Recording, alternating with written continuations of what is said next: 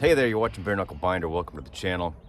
Today, it's an introduction to a new project.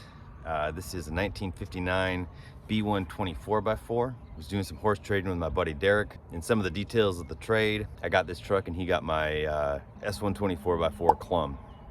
So you might recognize Clum from the that T98 swap video from a couple years ago. But anyway, this truck is really cool. I have a sweet spot for the late 50s international 4x4s because that's what I learned to drive in. I learned to drive in an A120 4x4, a 57. I will have one again someday, but this is the closest thing I have to it now. It's got the same T98 transmission, same axles, same motor, basically. As many of you might remember, the BG241 that was in the A120, when we had to scrap out the A120, that motor, I brought it back to life, and that's what's actually running the Coleman now. So this one is not a BG241 because a BG241 was a replacement. This has the original tilt valve BD240. Problem being it's stuck. The motor's stuck. I'm not sure about the transmission. Both drive shafts are bent. I mean, it's got some issues. It's missing the back glass, but none of this stuff is insurmountable. Derek made sure that I got it because he knew that I wouldn't just go and try to put like an LS or something in it. The truck's got a really interesting history. It was owned by an old man in, well, he wasn't always old, but when he was alive, he lived in Pampa, Texas. His name was Rusty Neef, and he was a welder and an artist, and he owned the Neef Welding Works, and he made some pretty cool things. Both bumpers on this truck, beautifully done. The N in the front bumper for Neef. He hand painted both the doors, and he made these really cool steps in the side of the fleet side bed. But beyond that, he also is responsible for a piece of Americana that's just off of Route 66 in Pampa, and it's called the Musical Fence. And this guy made a fence that's 12 feet tall, and the fence itself is the sheet music for This Land Is Your Land by Woody Guthrie. So, I mean, that's pretty crazy. I mean, that's cool. So let's just do a walk around of this truck and see what we're working with. And this is just an introduction, just showing you what we're up against with this thing. And then in the coming videos, we're gonna bring it back to life and see what it's like to drive it around. Back to the man of the hour, Mr. Neef's truck. Here is, we've got the emblems there. Apparently we're having problems with the L's in both logos. This is the hand-painted sign, Neef Welding. Neef Welding Works. Super cool. Old school phone numbers, old school logo. These are the steps I'm talking about. Very cool. Just, this truck is really cool. It's right now it's got some firewood in the back. The bed, I mean, this thing has worked. It's definitely worked. It's got some damage there on the side rails, both sides. We're gonna see if we can kind of correct those a bit. It's missing the tailgate. It's got a cool custom welded bumper. Mr. Neef did that. Amazingly, all these tires seem to hold air. Got the RA10 back here. Both drive shafts are bent. It's got a T98, so that's pretty cool. A little bit of cab corner business going on there. Got the locking hubs, IH branded.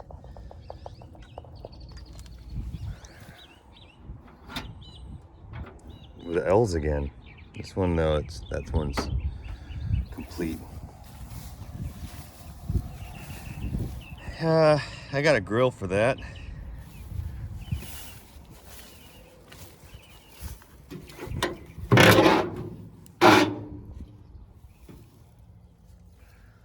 got some, this is the rear glass out of my A120. It's pretty good because the back glass on this one is MIA. Got the locking hub. Notice someone threw in some extra gauges here. Apparently they're suspended by twine. It's got the original key. That's cool. Horn button. Forward radio, that's gotta go. Looks like an early Scout ashtray. And glove box has definitely seen better days. There's a door. There's a good headlight housing there. Yeah, so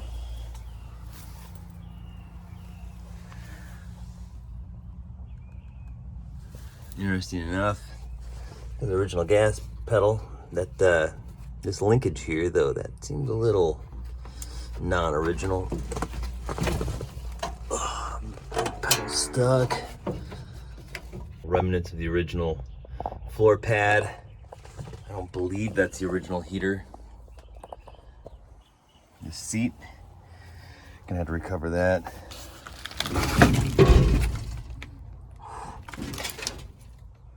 Here's some original door handle. It's busted. We've got extras.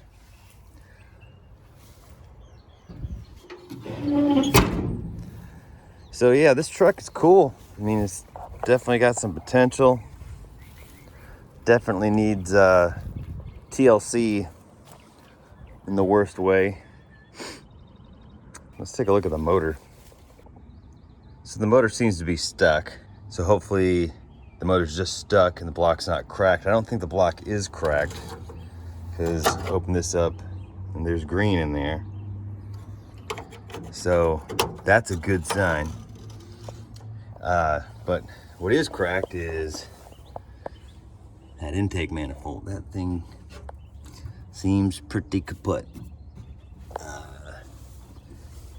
It's the later style. The rise in the back, which kind of angles the, I don't know if I've talked about this before, but the earlier Diamond motors had the wishbone mounting on the front. I had to convert the Coleman to the BG241 I put in the Coleman. That had the later mount like this one has. It's just kind of like a green diamond where it's like kind of a flat plate at the bottom. It just flanges on and then mounts to the cross member there. But the earlier style had a wishbone that was mounted higher up and came down around the harmonic balancer there, or at least a crank pulley. That was a different one, and they had a straight intake manifold. But when they moved on to this later one, they had that flange down at the bottom, and then they had this two-piece pancake style bell housing. And so what that did is it tilted the motor back a little bit like this. So they put a rise in the intake manifold here, and that kind of keeps the carb level. So you have a little less funny business with the float. So that's what this manifold is. So obviously it's a correct manifold for the truck. It's just that it's cracked like crazy. You can see right there some of the cracking. You can't even see all the cracking in one shot. So luckily I have a spare intake manifold like this in the stash of parts back at the house. The exhaust manifold looks like it's okay.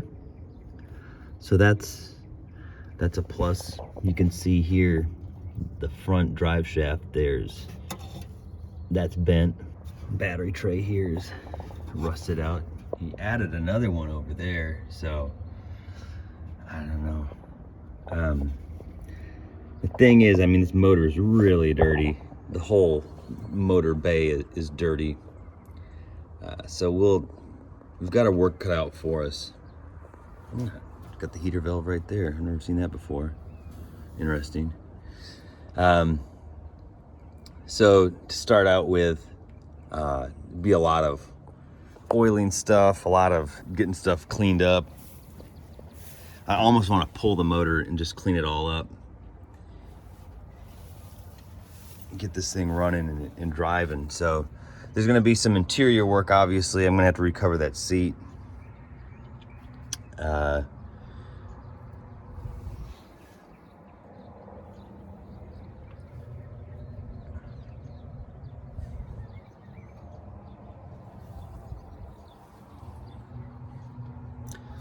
It's just interesting looking around this thing and seeing how they did stuff. And it's also interesting to see this stuff just totally caked in grease and dirt and everything that's going on here. So yeah, obviously gonna need a new master cylinder.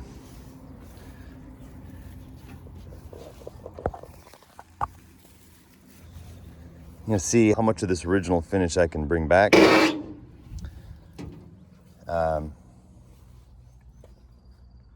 I don't know, maybe the next video of this truck will just be cleaning the whole cab out,